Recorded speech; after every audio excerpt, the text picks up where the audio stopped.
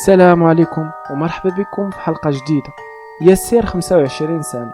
في كل عام بحال كاع الناس كنمشي انا وصحابي لشي مدينة اللي فيها البحر، كندوزو الصيف تما ضاحكين ومبدلين الجو.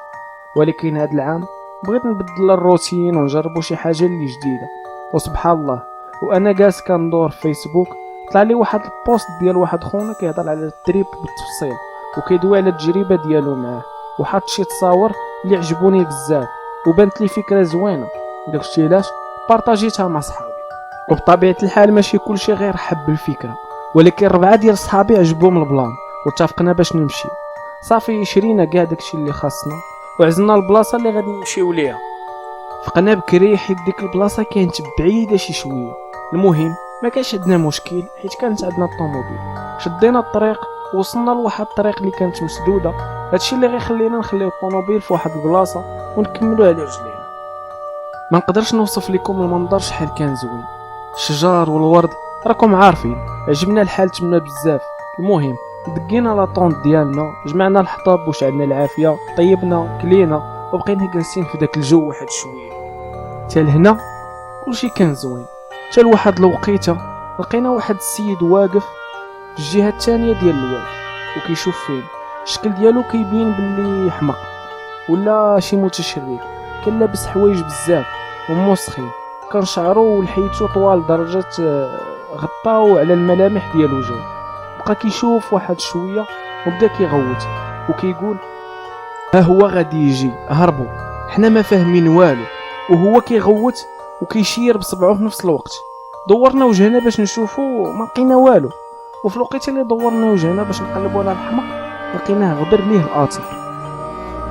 كانوا معنا 2 بنات خافوا بزاف واضطرينا باش نبدلوا البلاصه، ودوزنا الليل كامل وحنا كنفكروا في داك الحمق وشنو كان كيعني ها هو غيجي هربوا. قرب الفجر يطلع، نور جا واحد الوجع في كرشها وخرجت باش تقيه، وحيت كان كلشي عيان وفيه الناس حتى شي واحد ما مشى معاه. تعطلات بزاف والضو ديال الصباح بدا كيبان. نور فين مشات؟ فيقت الدراري بالزربه ونضنا كنقلبوا عليها في ديك الغابه حتى فقدنا الامل. وحنا ندوزو من البلاصه الاولى اللي كنا جالسين فيها وهي تبان لنا نور طايحه في الارض وعامره بالدم. مشينا كنجريو لقيناها مازال كتنفس ولكن مغيبه وحوايجها كلهم مقطعين، وكانت في يديها وفي عنقها واحد الخباشي اللي في شكل ما هي لا ديال بنادم ولا ديال حيوان. وبالزربه خرجت كنقلب على شي واحد اللي يقدر يعاوني، وفي الطريق تلاقيت 2 ديال رجال الامن اللي كانوا مكلفين بالغابه وقلت لهم اشنو واقع. جاو معايا شافوا الضرابي اللي كانوا في نورا وبقاو غير حالين في فمهم، وقالوا باللي الغابه مأمنه بزاف واخطر حيوان فيها هو الحلوف واللي ما يمكنش يدير هذا النوع ديال هاد الخباشي الكبار. المهم ديك الساعه عيطوا للاسعاف، هزوا نورا دغيا. حنا مشينا كنجريو بالطوموبيل وفي الطريق لقينا داك الحمق كيشوف فينا وكيضحك وكيشير بيديه وكيقول لنا بسلامه. انا تاكدت باللي هاد الغابه فيها شي سر.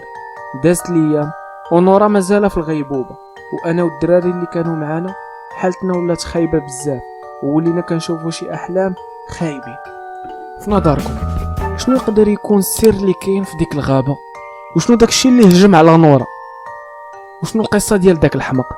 جاوبوني لتحت في كومونتيرات، وشكرا على التتبع ديالكم.